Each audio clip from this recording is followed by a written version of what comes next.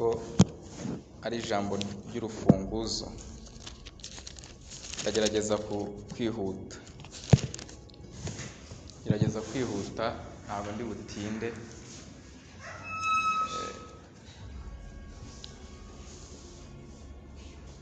Nshimiye Imana ko tugiye kuganira ijambo ry'Imana. Iminsi ishize najyaga ngera hano nkavuga cyane, nabyo murabyihangana sindi buvuge cyane nubwo ari mu gihe cya nijoro. Ndabasaba ko tubana muri aka kanya gatoya. Ahantu nk'uko Sakufa bivuze, aha hantu ni umugisha rwose, ni umugisha kurara dusenga. Ni umugisha iyo usenze Imana iranakumva rwose, uko niko kuri.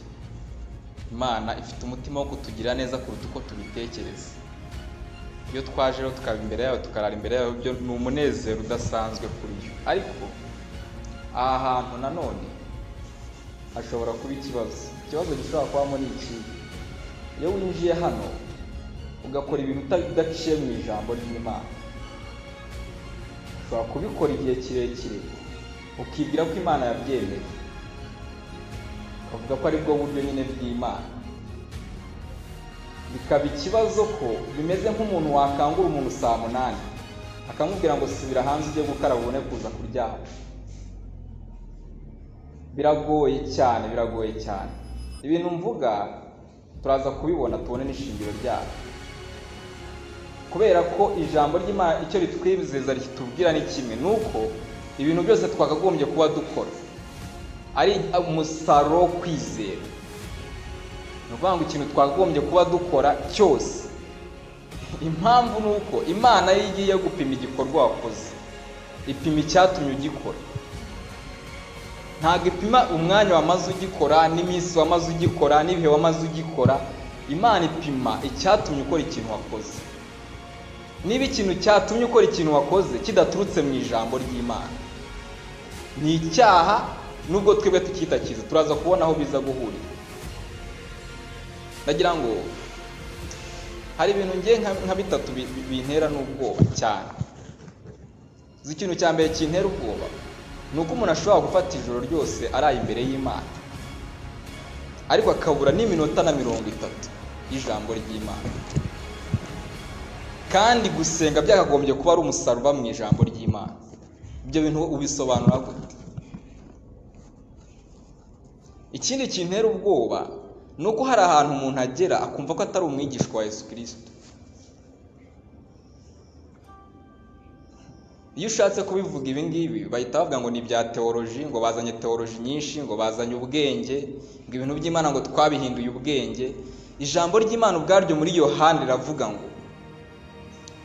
ni gusenga. Iki nicyo kidutera gutinyuka imbere ye, ni uko twumva iyo dusabye ikintu nk'uko ashaka. Ubwo tuzi ko twumva, tuzi ko duhawe n'icyo tumusabye. None urambwira gute niba umuntu atari umwigishwa wa Yesu? Ibyo urimo gusaba bishatse kuvuga iki? Turaje tubirebe. Gusenga byo ni byiza, ariko gusenga guturutse mu ijambo ry'Imana.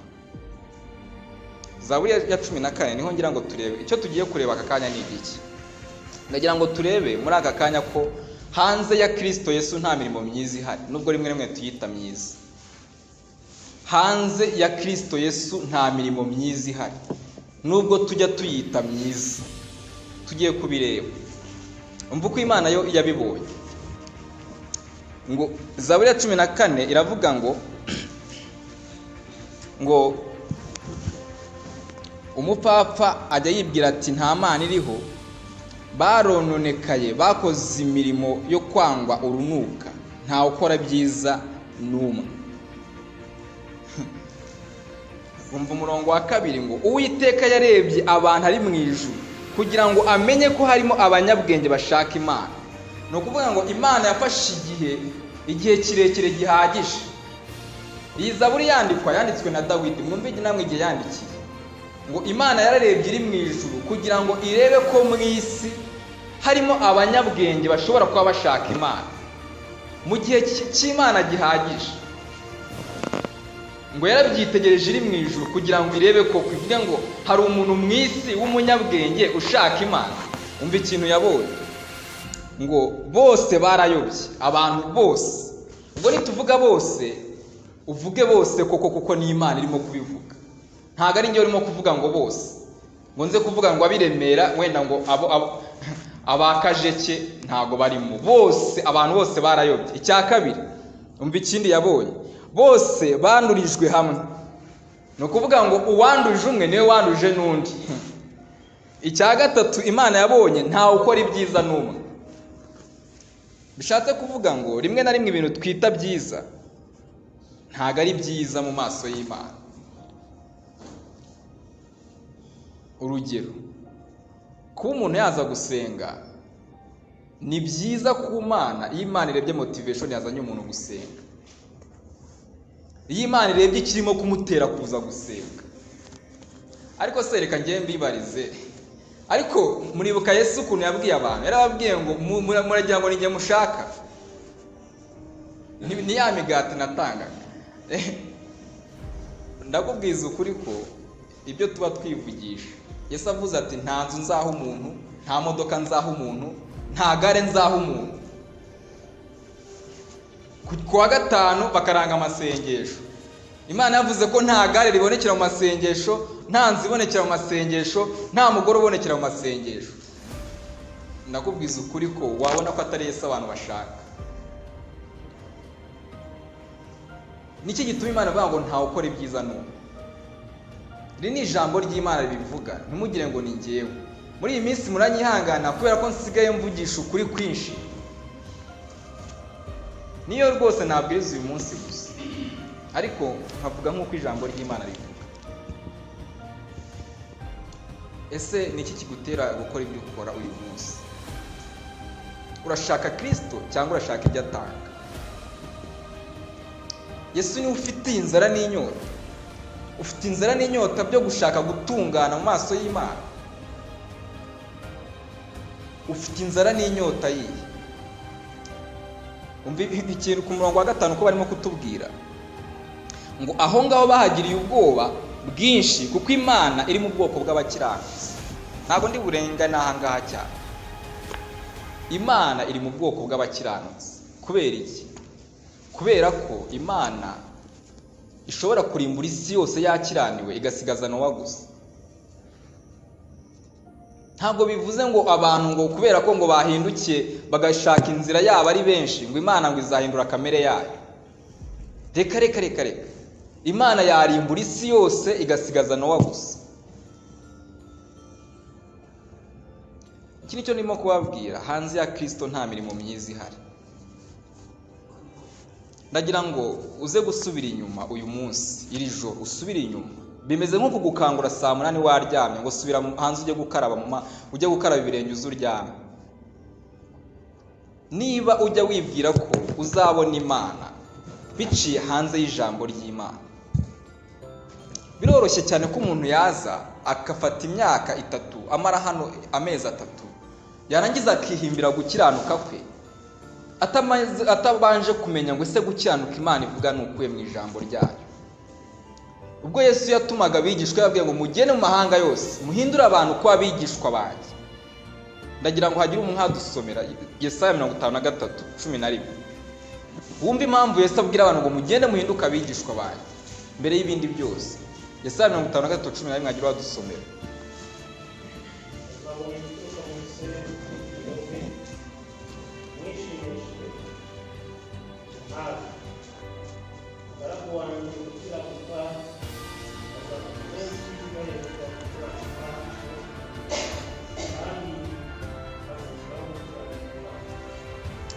Ngibi rero icyo Yesaya yavugaga ngo iki gihe turimo dore uko bizaba bimeze, ngo umugaragu ukiranuka w'Imana azahesha benshi gukiranuka, azabona ibituruka mu bise by'ubugingo bwe bimwishimisha.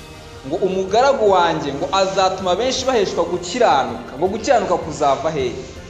Ngo kuzava mu kumenya. Nta handi kuko kumenya tuvuga kuri ni mu ijambo ry'Imana. Bene data ndagira ngo mbabwire, iyo umuntu amaze hano igihe kirekire ntabwo yumva ko akeneye kumenya gukiranuka kw'Imana, k'uburyo bw'Imana, uburyo bw'Imana bwo gukiranuka. Bivuge muri ayo magambo, hariho gukiranuka kwinshi, hariho gukiranuka abantu biremeye, hariho no gukiranuka kw'Imana dukura mu ijana. Uyu munsi siko ngiye kuvugaho, ndagira ngo mbabwire kuko gukiranuka kw'Imana guhari. Satani buriya ni umustrategike, uzi strategy akora. Satani afite strategy nyinshi. Iyo abona ikintu kigiye kujya mbere mu bwami bw'Imana, arabanza agashaka pirate. Ubu ngubu bafashe impapuro bagaprintinga impapuro 50 za pirate, bakubwira ngo harimo urupapuro rumwe rw'ubuzima rwa original. Nakubwiza ukuri ko wareba impapuro ukagera ku rwa 10 ugahita impapuro zose zijugunya uvuga uti izi mpapuro ni fake. Mu minsi ishize muzi icyo yakoreye abantu, yaragiye gufatira abahanuzi b'ibinyoma arabaprintinga koko. Wakubita hano mu nzu kumva ngo umuhanuzi hasabye amafaranga, akubita hano ngo umuhanuzi hasabye amafaranga, kugira ngo uze kumva umuhanuzi uko yatinyuka guhanura. Ni ikibazo. Uyu munsi rero dore nuko nguko bimeze no kugakiza. Kugakiza muzi imvugo iriho uyu munsi. Imvugo iriho uyu munsi ibwira abantu ko ngo iyo uzanye ibi bintu ngo by'agakiza no gukiranuka kw'Imana, ngo hari ngo ni ubuntu bw'Imana ngo uzanye ngo busaza. Ariko ndagira ngo mbabwire, hariho gukiranuka kw'Imana Pawulo avuga, ijambo ry'Imana rivuga guha abantu gutungana mu maso y'Imana, bakaba badakora ibyaha ariko baciye mu nzira Imana yabashyiriye.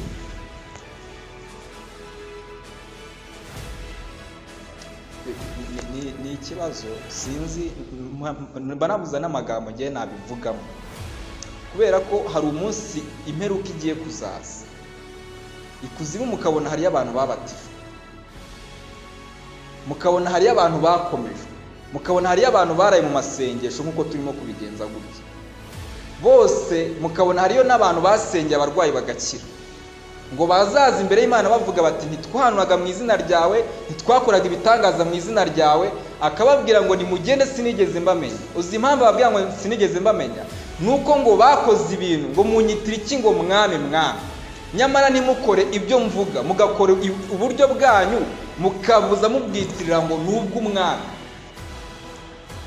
mugatekereza uburyo bwanyu bwo gukiranuka mu mitekerereze bidaciye mu kuri kw'ijambo ry'Imana, mugakora ibikorwa byanyu mu buryo bw'imikorere, mukaza muti mwami mwami. Ikibazo si ibyo dukora, si ubunini bwabyo. Ikibazo biraturuka hehe? Biraturuka hehe? Ese uri umwigishwa? Icyo nsoreza mu bwora nkubaza, uri umwigishwa wa Yesu? Wigira kuri Yesu? Ufite uyu mwanya w'ijambo ry'Imana? Ufite umwanya wo kwigana na bene data ijambo ry'Imana, kugira ngo nuza gusenga usengere mu bushake bw'Imana, kugira ngo nuza gukora ukorere mu bushake bw'Imana, hanze y'ibyo ngibyo, hanze y'ukuri kw'ijambo ry'Imana. Niyo wabikora ukabira ibyuya, niyo wabikora inkuba zigakubita, ntabwo abantu bajya bumva ko na Satani akora ibitangaza. Niyo wabikora bikagenda gute, bidaturutse aha, atari motivasiyo uhabwa n'ijambo ry'Imana.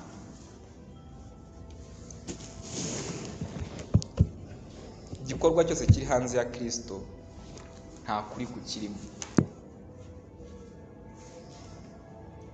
Kadusenga Imana, ariko ndagusaba ikintu kimwe, uze kumera nk'umuntu ubyutse saa 8 z'ijoro asubiye gukaraba kugira ngo aze kuryama.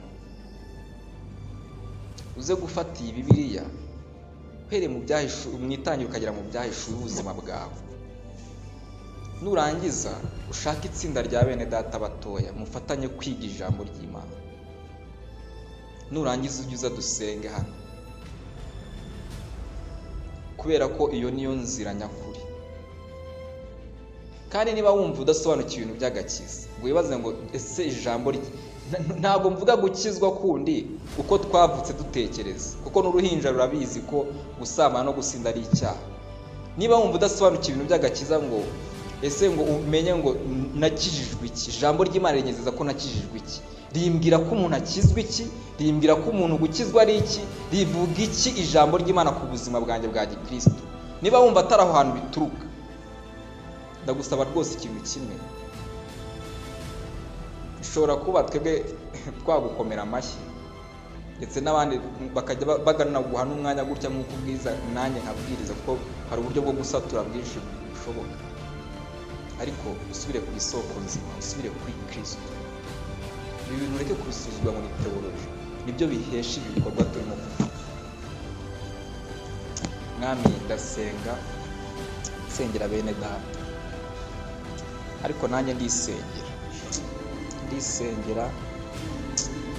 Mwami, ntabwo nifuza ko hari umuntu waba araraye hano iri joro, Mwami, ngo bizagaragare ko yaciye inyuma y'ukuri kwawe.